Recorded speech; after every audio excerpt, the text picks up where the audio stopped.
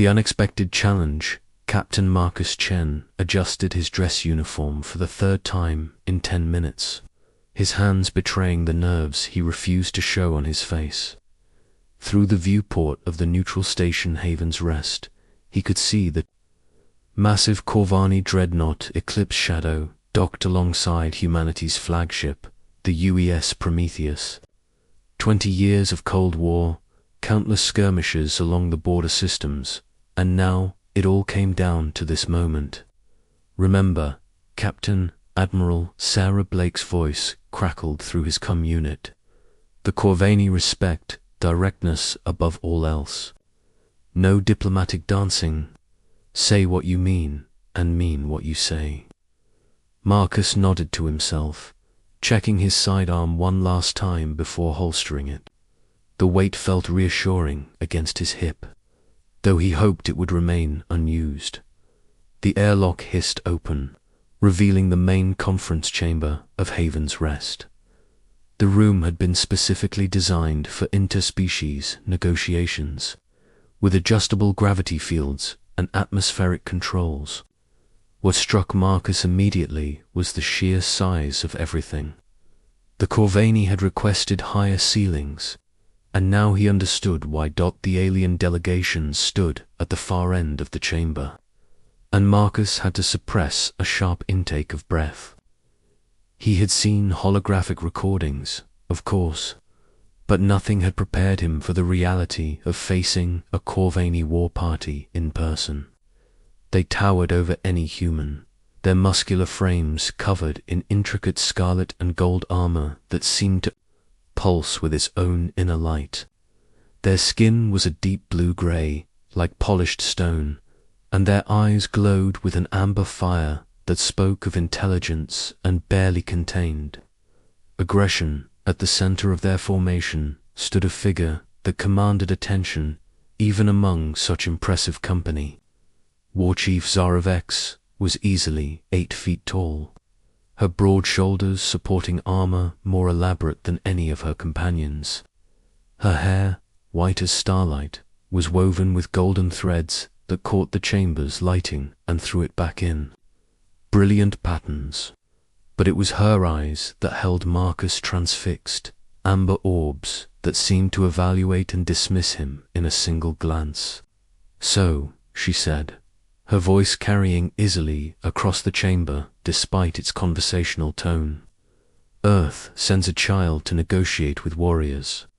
Her universal translator rendered her words with perfect clarity, though Marcus caught the subtle undertones that no machine could fully convey. There was contempt there, yes, but also curiosity and something that might have been disappointment. Marcus straightened, drawing on every lesson from his marine training and diplomatic corps education. "Warchief Zara Vex," he replied, deliberately. Using her full title and name, "I am Captain Marcus Chen, representing the United Earth Federation. We come seeking peace between our peoples." He paused, meeting those burning amber eyes directly. "As for my age, I have seen enough war to understand its true cost. Perhaps that makes me qualified to appreciate the value of peace." Something flickered across Zara's features, too quick for Marcus to identify. Behind her, an elderly Corvani, with intricate silver markings covering his armor, stepped forward. This had to be Eldertrix Morven, the keeper of their ancient laws and traditions. Marcus inclined his head respectfully, having studied enough of their culture to know that age commanded reverence among the Corvani. "Your words carry weight, young human," Eldertrix said, his voice like grinding stone. "But words are wind. The Corvani measure worth through deed and strength." He gestured toward Zara with one massive hand. "Our war chief has agreed to this meeting despite the protests of many. You would do well to prove worthy of her time." The formal negotiations began with the exchange of gifts, a tradition that both species had agreed upon despite their vastly different cultures. Marcus presented a ceremonial sword forged on Earth. Its blade inscribed with words of peace in both human languages and ancient Corvani script.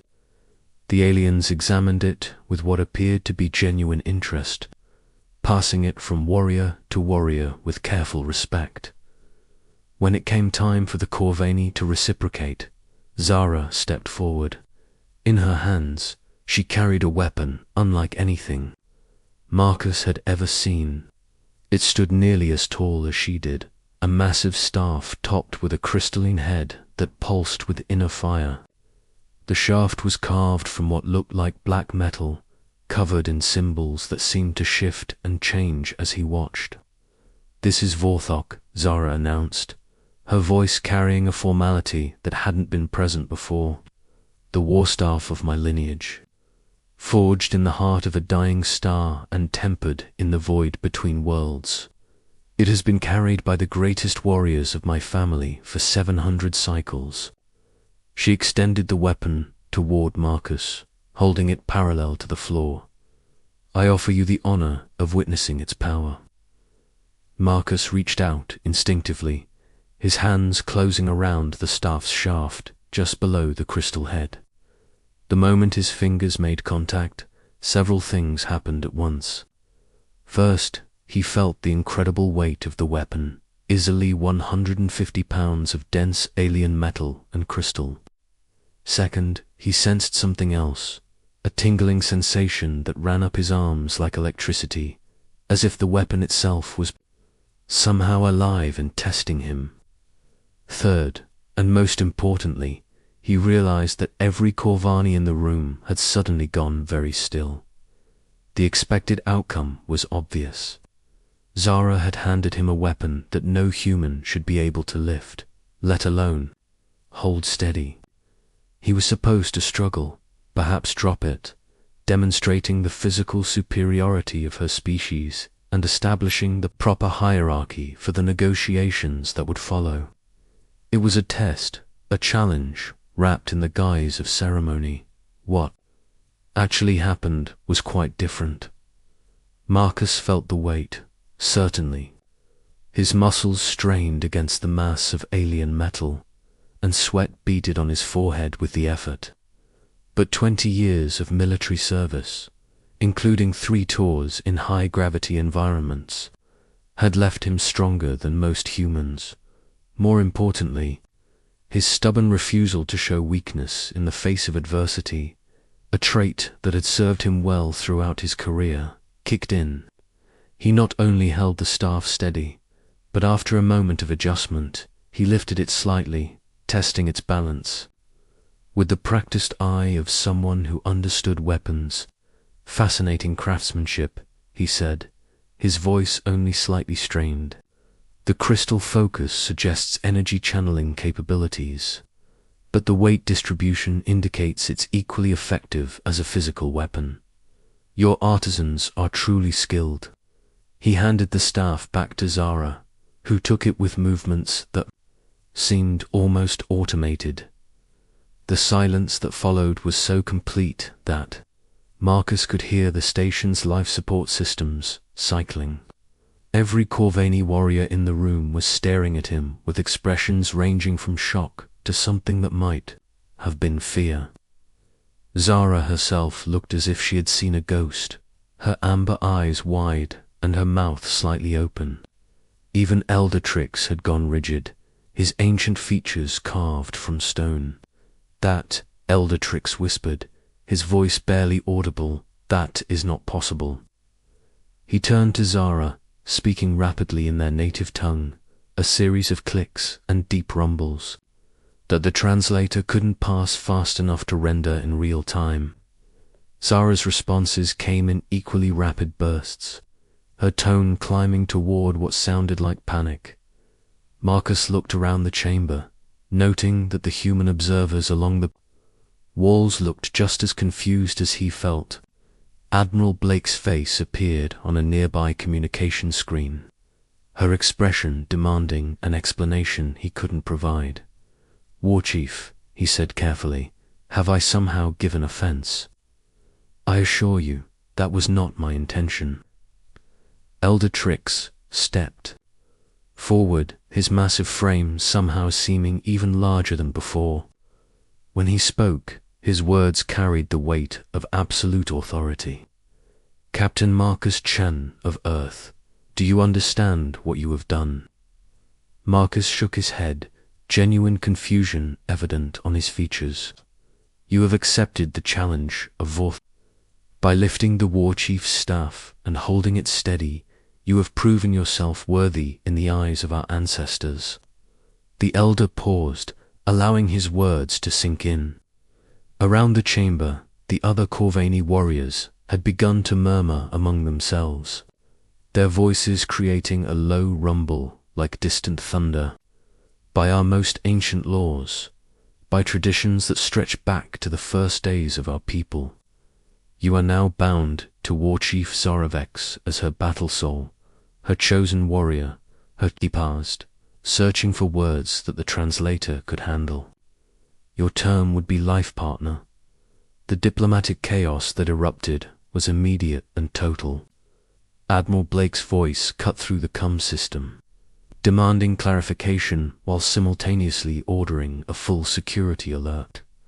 The human diplomatic staff began frantically consulting their files, searching for any reference to this tradition.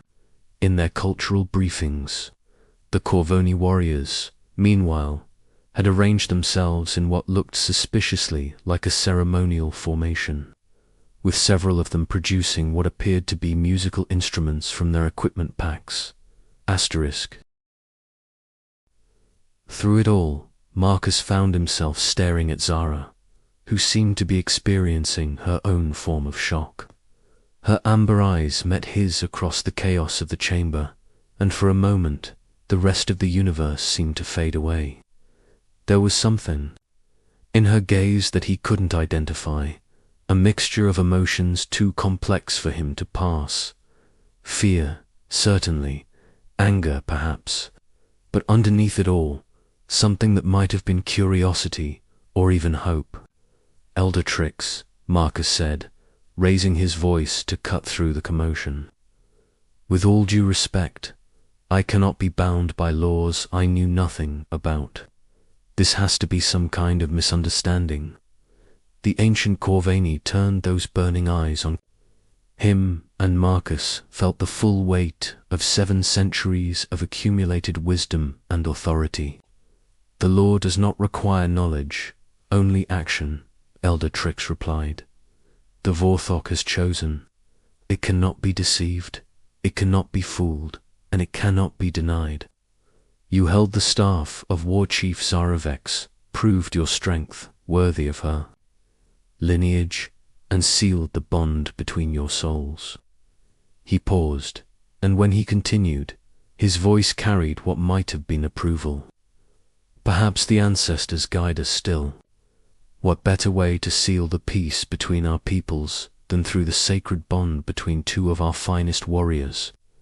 Admiral Blake's face reappeared on the communication screen, her expression grim but determined. Captain Chen, I need you to listen very carefully. Our xenocultural specialists are confirming what the Elder says. This bond, this battle soul tradition, it's mentioned in our oldest intelligence files. If you reject it now, it could be seen as an insult to their entire civilization. Marcus closed his eyes for a moment, feeling the weight of 2 civilizations settling on his shoulders. When he opened them again, his gaze found Zara, who was watching him with an intensity that seemed to strip away all pretense. War Chief, he said quietly, what does this bond entail? What would be expected of us? Zara's voice, when she finally spoke, carried none of her earlier arrogance. Instead, there was something almost vulnerable in her tone. The bond of battle souls is sacred to our people. We would be expected to fight as one, to guard each other's honor, to face death together if necessary. She paused, that blue-gray skin taking on a deeper hue that Marcus was beginning to recognize as the Corvani equivalent of a blush. The physical joining typically follows, as our spirits become one under the light of the war moons. The implications hit Marcus like a physical blow. Marriage. They were talking about marriage, or at least the Corvani equivalent, to an alien warrior woman he had met less than an hour ago. A warrior woman who could probably break him in half without breaking a sweat, and who, until recently, had been perfectly prepared to go to war with his entire species. Yet, as he looked at her, really looked at her for the first time since entering the chamber, Marcus found himself seeing past the intimidating armor and impressive physical presence. There was intelligence in those amber eyes, and strength that went beyond mere muscle. More than that, there was something that called to the part of him that had always been drawn to challenges, to the impossible missions and the odds that no sane person would face. "Admiral," he said, still looking at Zara, "I need you to contact Earth Command. Tell them that Captain Marcus Chen is about to make a decision that could either secure peace between our civilizations or start the war we've been trying to avoid." He paused, taking a deep breath. "Then tell them that I'm going to trust my instincts on this one." He stepped towards Zara, closing the distance between them until he had to look up to meet her eyes. "War Chief Zara Vex," he said formally, "if this bond between us can serve as a bridge between our peoples, then I accept it willingly. I may not understand all your traditions, but I understand duty, and I understand sacrifice for the greater good." For a moment, Zara simply stared at him, then, slowly, her expression began to change. The shock faded, replaced by something that might have been respect, and beneath that, the first stirrings of what could become genuine affection. "You continue to surprise me, Marcus Chen of Earth," she said softly. "Perhaps there is more to your species than I believed." Elder Trix stepped forward, raising his hands for attention. "By the ancient laws of our people, I declare the bond between War Chief Zara Vex and Captain Marcus Chen sealed and sacred. Let none challenge what the Vorthark has chosen." He paused, and when he continued, there was something almost like warmth in his voice. "The ceremony will take place tomorrow, following the proper rituals. Until then, the bonded pair will remain together, learning the ways that will bind their souls as one." As the chamber erupted once again in a mixture of celebration and diplomatic panic, Marcus found himself wondering what exactly he had gotten himself into. But as he looked into Zara's amber eyes and saw the first hint of a smile playing at the corners of her mouth, he realized that for the first time in years, he was actually looking forward to finding out. Honor among warriors the quarters assigned to Marcus and Zara aboard Haven's Rest were a study in diplomatic compromise. The ceiling had been raised to accommodate Corvani height requirements, while the furniture could be adjusted for either human or alien proportions.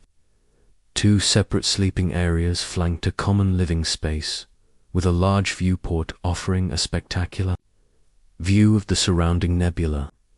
It was here that Marcus found himself the following morning, trying to process the events of the previous day while watching Zara perform what appeared to be a complex series of combat exercises. She had traded her ceremonial armor for a simple training outfit that revealed the true extent of her physical conditioning. Every movement flowed into the next with practiced precision, her massive frame displaying a grace that seemed to defy physics. The war staff, Vorstock, moved in her hands like an extension of her own body, carving patterns in the air that left brief trails of energy in their wake. "It's beautiful," Marcus said as she completed the sequence, and he meant it. There was something mesmerizing about watching a master at work.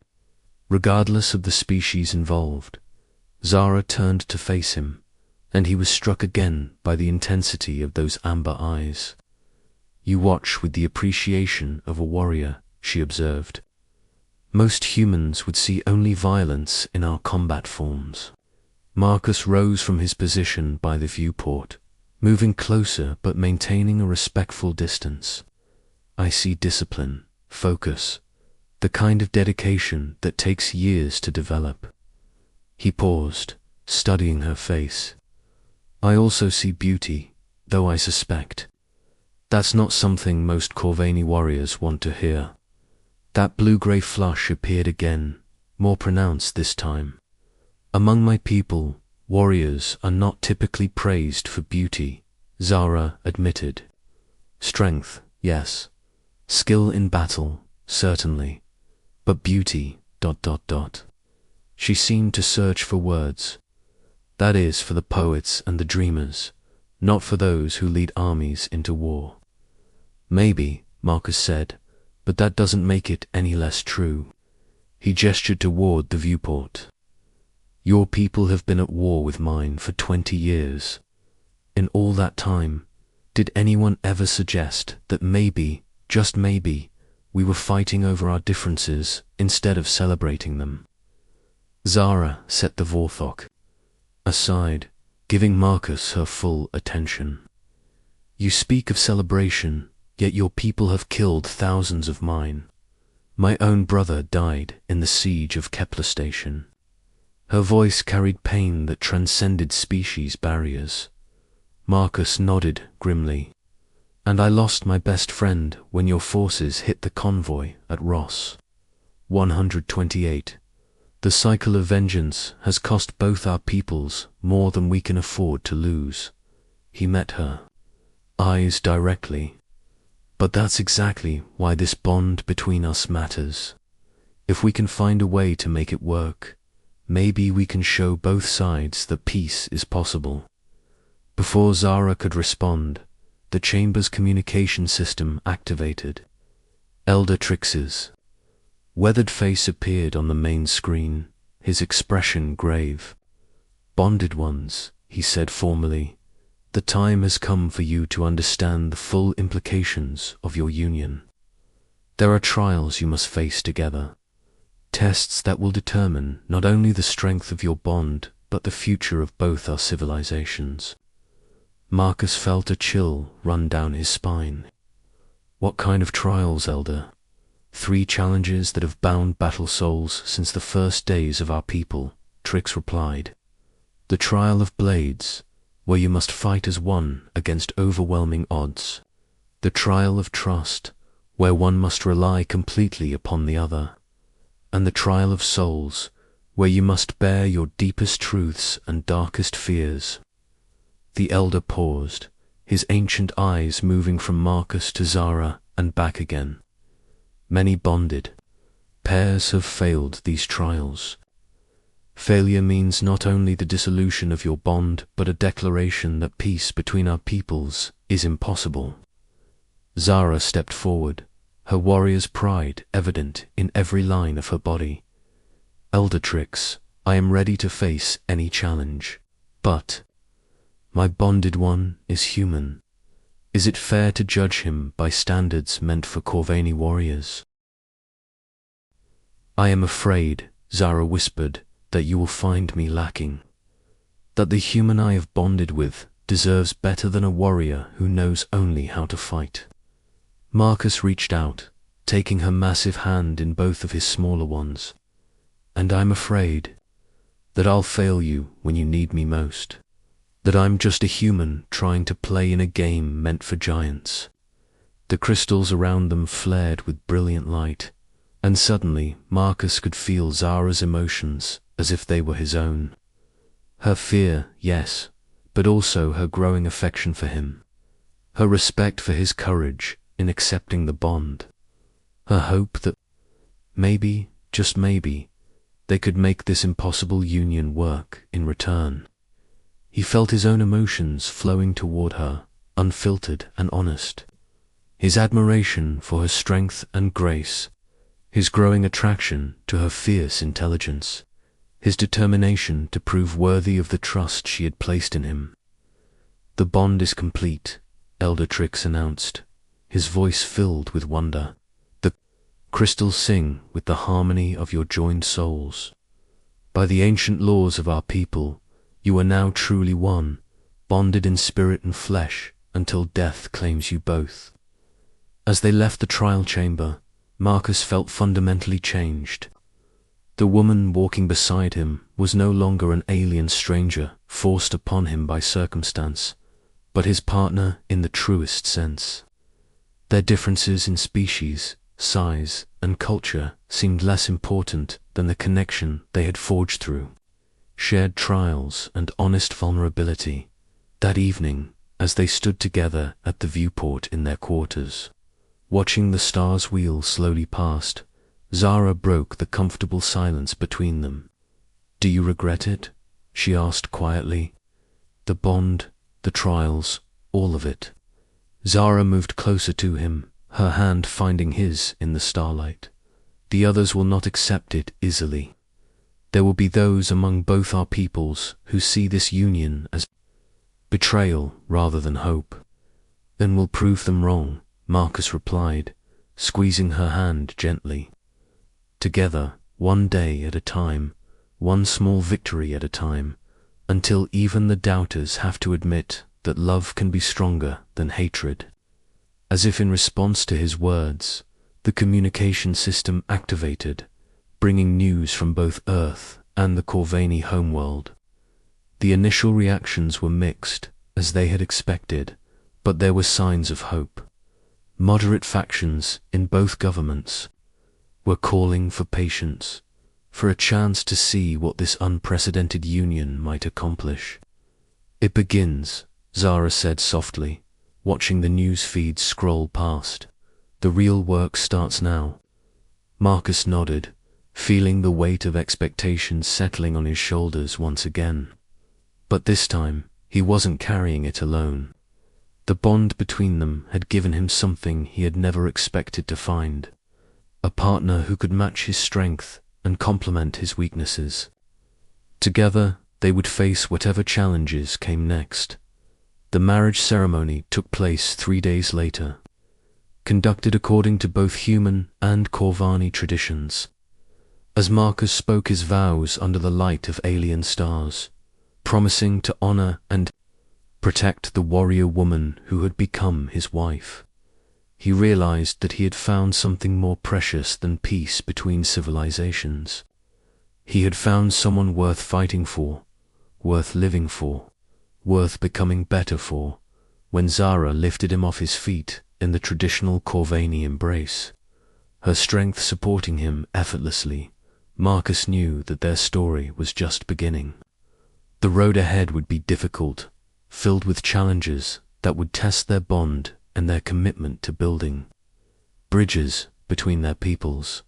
But as he looked into those amber eyes that had once seemed so alien and now felt like home, Marcus Chen knew that some weights were worth carrying, especially when you didn't have to carry them alone.